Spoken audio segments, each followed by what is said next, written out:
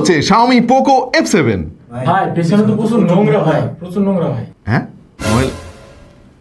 ওরে মানে কি যে একটা অবস্থা ভাই, সরি হ্যাঁ আবার বলতে হবে, এটা কেটে দিস। হ্যাঁ এইটা ভাই এভাবে ঘন ঘন পরিষ্কার করে রাখতে হবে আর কি।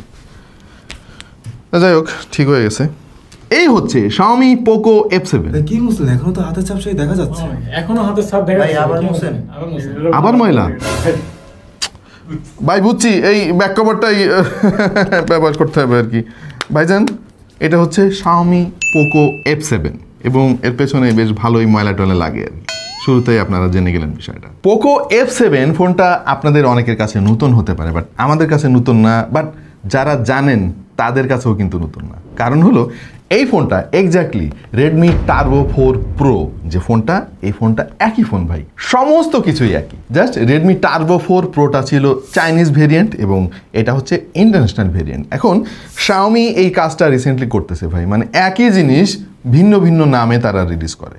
মানে কি বলবো, যাই হোক পোকোর কিন্তু একটা আলাদা মাধুর্য ছিল এবং কোনো একটা সময় পোকোর একটা আলাদা ট্রেন্ড ছিল, সেই রকমের হাইপ ছিল যখন পোকো F1টা রিলিজ হয় বাংলাদেশের মার্কেটে।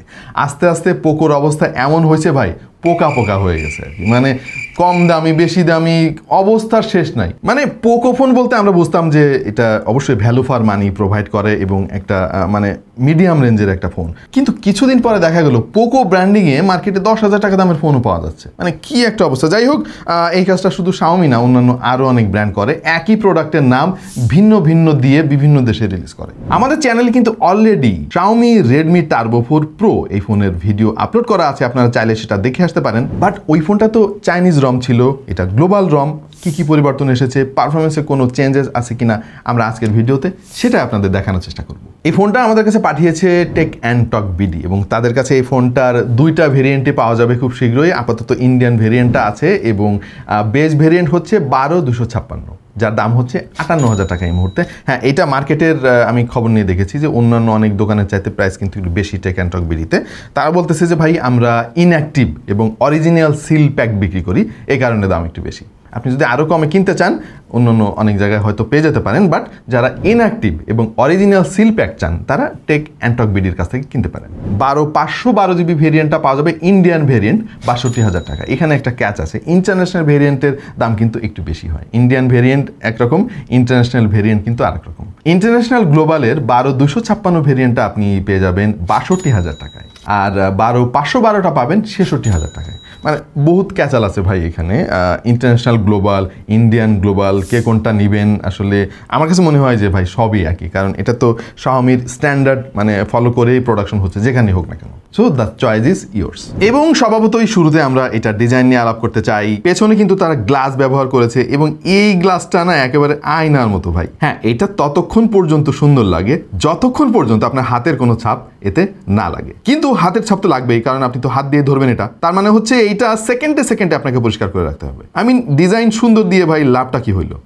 গ্লাস হলে এরকমই হবে সবারই জানার কথা, সুতরাং আপনাকে ব্যাক কভারটা ব্যবহার করতে হবে। তবে হ্যাঁ এইটার ডিজাইন কিন্তু বেশ ইউনিক, এইটা স্বীকার করতে হবে। পেছনে তারা স্ন্যাপড্রাগনের লোগো দিয়েছে এবং ক্যামেরা হাউজিংটা কিন্তু বেশ বড় সড়ো মনে হচ্ছে আমার কাছে, এবং ফোনটাও কিন্তু অনেক বড় সড়ো। এটা ডিসপ্লে সাইজ 6.83 ইঞ্চি, ফোনের থিকনেস হচ্ছে 8.2 মিলিমিটার, টার্বো 4 প্রো ছিল 8 মিলিমিটার। এখানে একটু স্লাইড চেঞ্জেস আমরা দেখতে পাচ্ছি এবং ওজনও কিন্তু 224 গ্রাম। এর ফলে কিন্তু ফোনটা আমার কাছে অনেক বাল্কি লাগবে। আর একটা জিনিস ভাই, ফোনটা এতই বড়, মানে আইফোন 15 প্রো ম্যাক্স বা 16 প্রো ম্যাক্স এগুলোরে তো আমরা বড় বলি, দেখেন তার চাইতেও বড় এই ফোনটা বড় তো বড়ই ভাই, এই দিক দিয়েও চড়া, এর ফলে হাত দিয়ে ধরে না খুব বেশি কমফোর্ট পাওয়া যায় না। এইটা সাইজটা না আমার কাছে আসলে অদ্ভুত লাগলো আর কি। এত বড় ফোন আমার মনে হয় না যে সবাই চালিয়ে মজা পাবে। আমাদের গ্রামে ধামড়া নামক একটা শব্দ প্রচলিত আছে। হ্যাঁ মানে ধামড়া আপনাদের এলাকায় কি বলে আমি জানি না, বলে কিনা।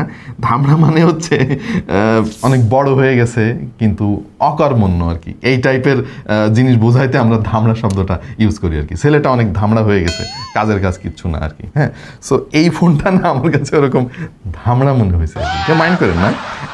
এক হাতে আপনি কখনো এই ফোনটা অপারেট করতে পারবেন না। এনিওয়ে, একটা জিনিস আপনার ভালো লাগতে বাধ্য, আর সেইটা হচ্ছে এই ফোনের বেজেল। ভাই রে ভাই, চিন্তা করে দেখেন, এইটার বেজেল দেখে আপনার আইফোন 16 প্রো ম্যাক্সের কথা মনে পড়বে। আমাদের কাছে 15 প্রো ম্যাক্স আছে, খেয়াল করে দেখেন তার বেজেলের চাইতে কিন্তু এটার বেজেল আরো অনেক ন্যারো। রিসেন্টলি আমরা OnePlus-এর Nord 5 নিয়ে কাজ করতেছি এবং খেয়াল করে দেখেন তার চাইতেও কিন্তু অনেক বেশি চওড়া এবং বেজেল অনেক কম। এর ফলে আপনার কাছে মনে হবে যে একটা ডিসপ্লে ধরে আপনি বসে আছেন। 3.5 মিলিমিটার হেডফোন জ্যাকের কোনো পোর্ট নাই এবং আইআর ব্লাস্টার আছে, এই জিনিসটা তারা বাদ দেয় নাই। Xiaomi ফোনে আইআর ব্লাস্টার থাকে, কিন্তু এবারে আইআর ব্লাস্টার পজিশন তারা উপরের দিকে দেয় নাই, দিয়েছে ক্যামেরার পাশে। তার মানে আপনাকে আইআর ব্লাস্টার ব্যবহার করতে গেলে এইভাবে ধরতে হবে, এইভাবে না, এইভাবে ধরলে কাজ করবে না, এইভাবে ধরতে হবে। স্ন্যাপড্রাগন 8S Gen 4 একই চিপসেট যেটা টার্বো 4 প্রোতে ছিল, এবং এইটা ভাই একটা ফ্ল্যাগশিপ চিপসেট, এটা নিয়ে কোনো সন্দেহ নাই। মানে একেবারে প্রথম সারির না, তার পরের সারির, বাট স্টিল এর যে পারফরমেন্স, এর যে স্ট্যাবিলিটি, সব কিছু কিন্তু একদম সুপারফাস্ট।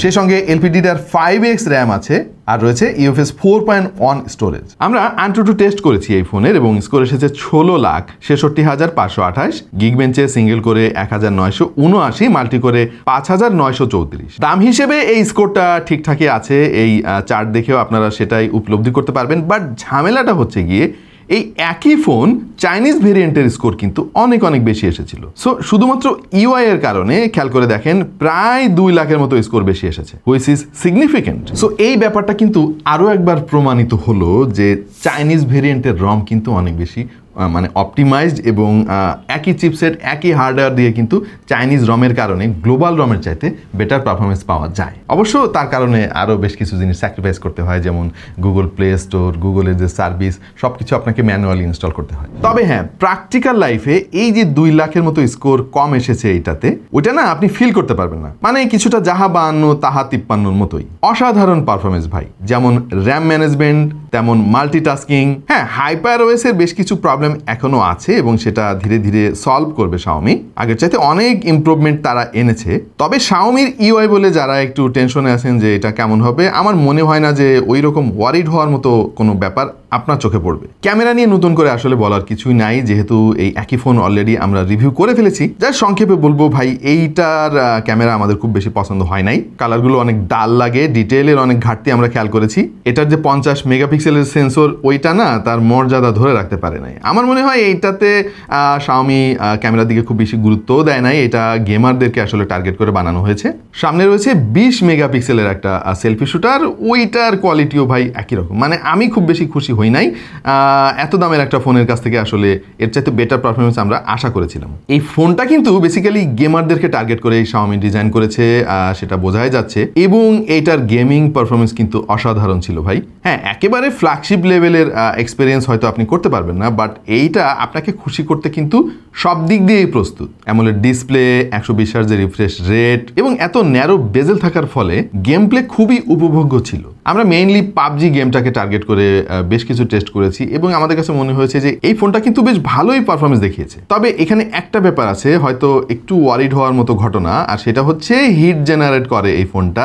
আধা ঘন্টা গেমিং করার পরে ফোনটা বেশ ভালোই হিট জেনারেট করে, যেটা স্বাভাবিকের তুলনায় একটু বেশি মনে হলো আমার কাছে। পাশাপাশি এতে ম্যাসিভ ব্যাটারি ব্যাকআপ থাকার পরেও কিন্তু আমাদের কাছে মনে হয়েছে যে স্ট্যান্ডার্ড 5000 mAh এর ব্যাটারির একটা ফোন আমরা ইউজ করতেছি, মানে ব্যাটারি ড্রেইনের পরিমাণও অনেক বেশি পেয়েছি আমরা। এটা হতে পারে সফটওয়্যার অপটিমাইজেশনের জন্য, আশা করছি সামনের কোনো একটা আপডেটে এটা ফিক্স করা হবে। স্মার্টফোনগুলোর একটা ব্যাপার নিয়ে আমি খুবই আশাবাদী, আমার নিজেরও একটা স্বপ্ন ছিল কোনো একটা সময় ব্যাটারি ব্যাকআপ নিয়ে। ভাই, সম্ভবত আমার স্বপ্ন পূরণ হতে যাচ্ছে, মানে আমার স্বপ্ন হচ্ছে যে ফোনে স্ট্যান্ডার্ড 10,000 mAh ব্যাটারি থাকবে।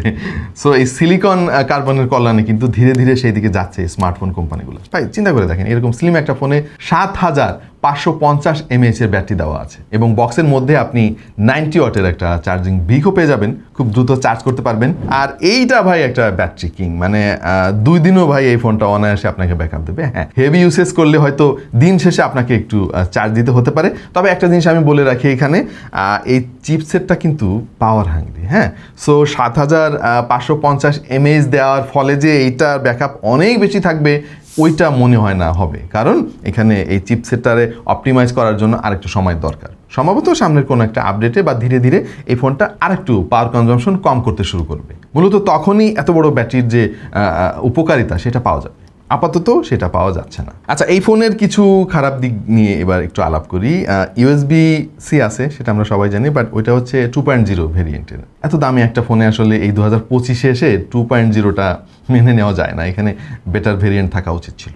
অলওয়েজ অন ডিসপ্লে ভাই, এই জিনিসটা HyperOS-এর একটা প্রবলেম। জানি না কেন Xiaomi এই কাজটা করে, মানে বেশিক্ষণ থাকে না, কয়েক সেকেন্ড পরে চলে যায়। এইটা পার্মানেন্টলি রেখে দেওয়ার একটা অপশন থাকা উচিত ছিল ফোনে। ক্যামেরাটা আমাদের খুব বেশি পছন্দ হয় নাই, আসলে এত দামি ফোনের ক্যামেরা আরও বেটার হওয়া উচিত ছিল। আপনারাও আসলে ছবিগুলোর অবস্থা দেখে বুঝতে পারছেন আশা করি। এবং হিটিং ইস্যু, এটা একটা কনসার্ন হতে পারে কারোর জন্য, বিশেষ করে যারা গেমিং করবেন। এই সব বিষয়গুলো বাদ দিলে এইটা বেশ ভালো একটা ফোন। এই বাজেটে যারা Xiaomi লাভার আছেন তারা লুফে নিতে পারেন।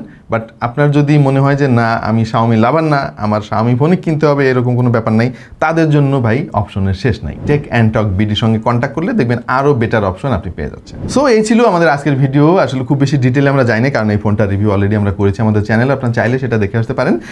সামনে আর কি নিয়ে ভিডিও দেখতে চান জানাতে পারেন কমেন্ট সেকশনে। আপাতত এই পর্যন্তই, দেখা হয়ে যাবে অন্য কোনো ভিডিওতে ভিন্ন কোনো বিষয় নিয়ে। সেই পর্যন্ত সবাই ভালো থাকুন, সুস্থ থাকুন আর দেখতে থাকুন ঠিক টু দ্য পয়েন্ট।